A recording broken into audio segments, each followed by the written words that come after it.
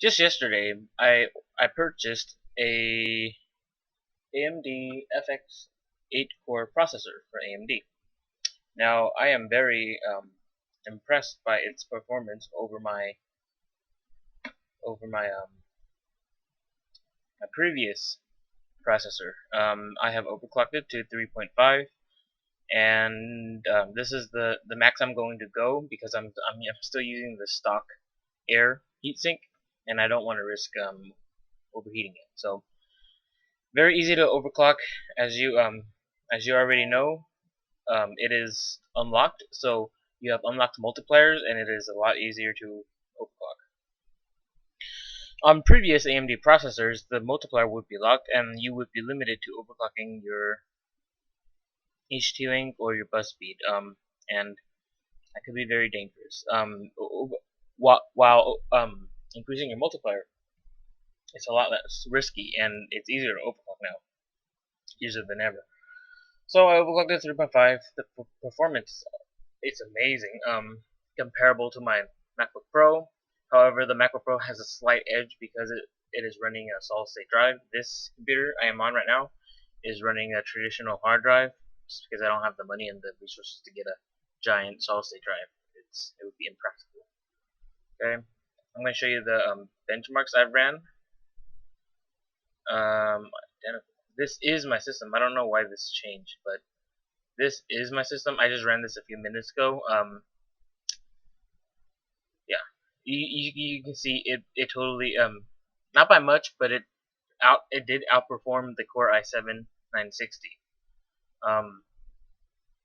And when I show you the price, you will see the value. The performance per dollar is a lot better value to go with AMD, and that it performs slightly better than the a Core i7, which I am really impressed with.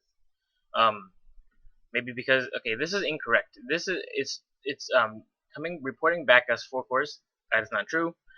As you can see here, there's 8 cores, but it doesn't show up here. But you will see where is it? Well, here it doesn't really show you it doesn't really because if you have 8 threads, it would also show up 8. But there are 8 physical cores on the AMD FX 8120.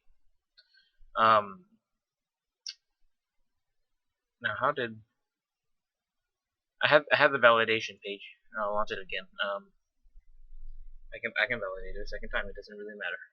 I'll validate it, and you will see that it is 8 cores. It is not 8 just 8 threads. It's 8 cores. So there's 8 physical cores, and yeah. Now I'm going to show you the value of these, because for comparable performance on Intel's end, they charge you. It's unbelievable what they charge you. Okay, so you can see, yeah, the price actually gone up again, probably because I purchased it when it was pretty low, and I got 1-day shipping, and it was like, it was like $3.99 to have it shipped over 1 day, and I said, why not, right? On their end, they probably charged them a lot more for air shipping because it's just a lot more. It's by air, right? And it was pretty funny because this morning, it was still 159, and now they raised it by $10 again. That was pretty. I thought it was pretty funny because it's a pretty good deal right here, right? So for on Intel's end, for comparable performance to this CPU, this is what Intel has, right? As you can see over here, the performance, it's even less. It's not even as well as a can't see it maybe full screen. It doesn't even match the AMD 8-core CPU.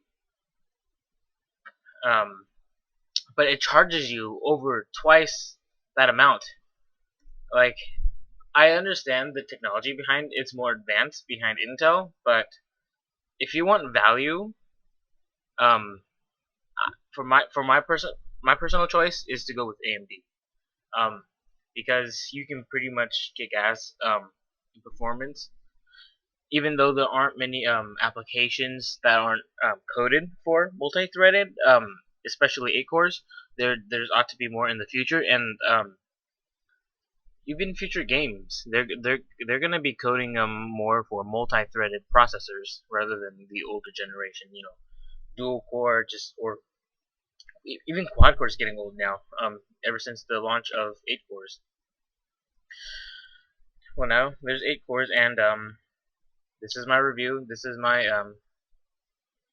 my experience with the 8 core. Overclocking is very easy. You just have to know what you're doing, and this is very. I have noticed my computer is a lot more responsive now, and it's noticeable. Even on a traditional hard drive computer, it is noticeable, and yeah, I'm very happy with it.